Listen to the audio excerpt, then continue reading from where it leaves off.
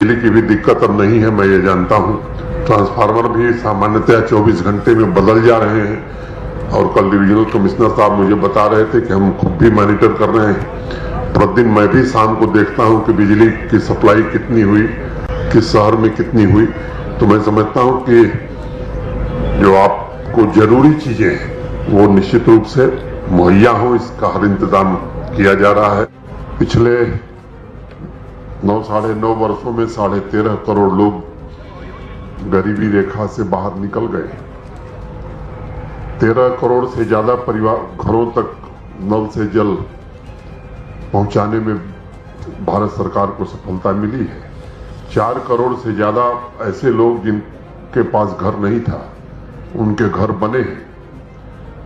50 करोड़ से ज्यादा लोगों को 5 लाख रुपए तक के मुफ्त इलाज का प्रबंध हुआ है। ऐसे अनेक लोग, खासतौर से हमारी बहनें, माताएं, जिनकी सेहत खराब हो जाती थी धुएं के कारण, एलपीजी कनेक्शन उज्ज्वला योजना के अंतर्गत 40 करोड़ से ज्यादा एलपीजी कनेक्शन देश भर में लोगों को मिला है।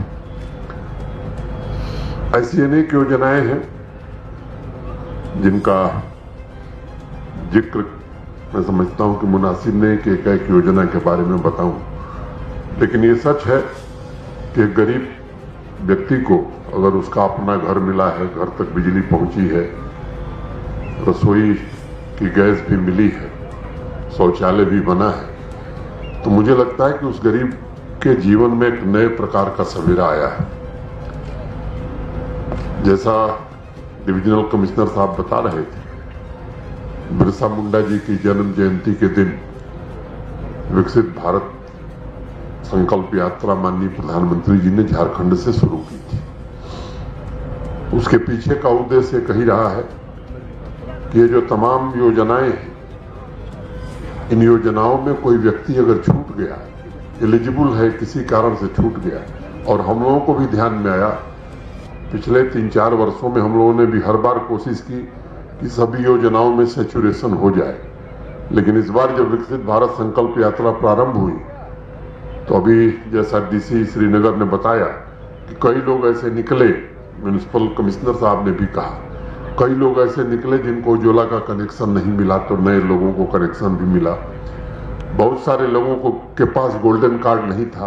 हर समय निरंतर हम जम्मू कश्मीर प्रशासन ये कोशिश करता रहता है कि सोशल सिक्योरिटी की जितनी स्कीम्स हैं इनका सैचुरेशन कर दिया जाए। बावजूद इसके हर कुछ महीने बाद ऐसे लोग निकल आते हैं जिन तक सुविधाएं नहीं रहती। मुझे लगता है कि इस यात्रा के बाद देश में ढेर सारे ऐसे लोग जो किन्हीं कारणों से वंचित रह गए थे, उन तक ये लाभ पहुंच सकेगा।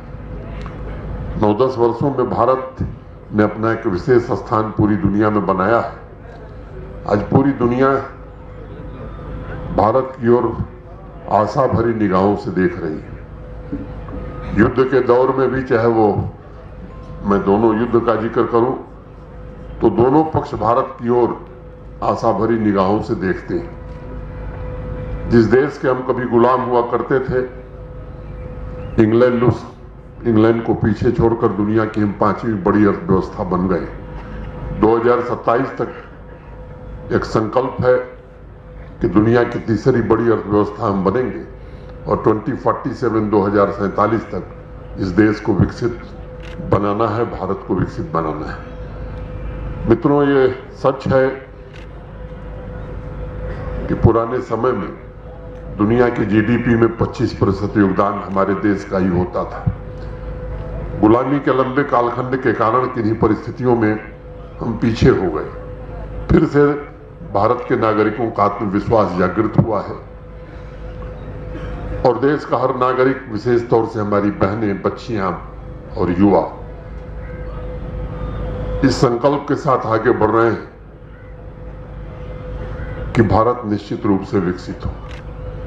अब भारत 2047 में भारत को विकसित होना है, तो मुझे लगता है कि बिना जम्मू कश्मीर के भारत विकसित नहीं हो सकता है। इसलिए जम्मू कश्मीर के नागरिकों का भी ये नैतिक दायित्व है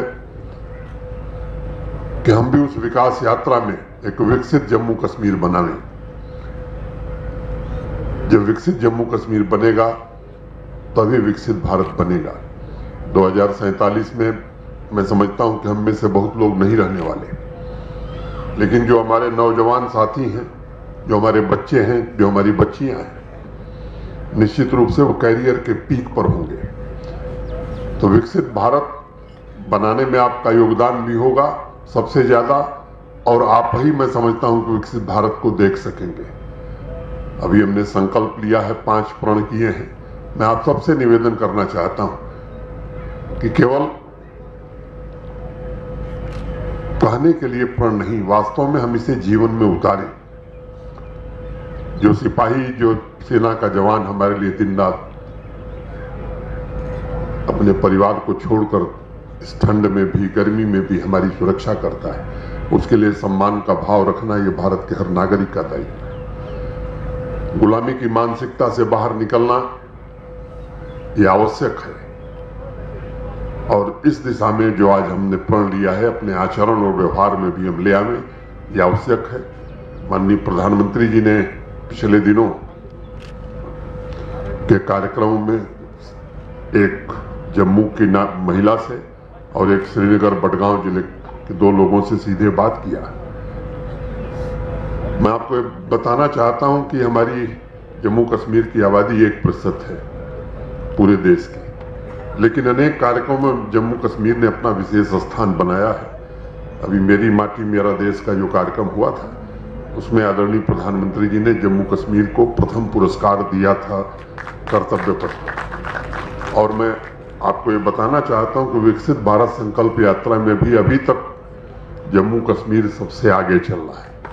मैं प्रशासन के अपने सहयोगियों से, जम्मू कश्मीर के निवासियों से विनम्रता पूर्वक निवेदन करना चाहता हूं कि जिस तरह मेरी माटी मेरा देश में जम्मू कश्मीर नंबर 1 था, इस विकसित भारत संकल्प यात्रा में भी हम ही नंबर 1 रहें। अब जो शेष दिन बचे हैं उसके लिए हम सबको मिल करके एक साथ एकजुट होकर प्रयास करना है। मैं आप सबको नववर्ष की हार्दिक शुभकामनाएं देता हूं और आपको भरोसा देना चाहता हूं कि जम्मू कश्मीर प्रशासन आपकी समस्याओं के समाधान के लिए सदैव तत्पर है और हर संभव कोशिश की जाएगी। बिजली की भी दिक्कत अब नहीं है, मैं ये जानता हूं। ट्रांसफार्मर भी सामान्यतः 24 घंटे में बदल जा रहे हैं, और कल डिविजनल कमिश्नर साहब मुझे बता रहे थे कि हम खुद भी मॉनिटर कर रहे हैं। प्रतिदिन मैं भी शाम को देखता हूं कि बिजली की सप्लाई कितनी हुई, किस शहर में कितनी हुई। तो मैं समझता हूं कि जो आपको जरूरी चीजें हैं वो निश्चित रूप से मुहैया हो, इसका हर इंतजाम किया जा रहा है। आथर साहब और श्रीनगर म्यूनिसिपल कॉर्पोरेशन और स्मार्ट सिटी ने वास्तव में एक अर्बन ट्रांसफॉर्मेशन का विशेष, मैं कहूं कि नमूना या उदाहरण श्रीनगर शहर में बनाया है, और पूरे देश में इसकी आज चर्चा है।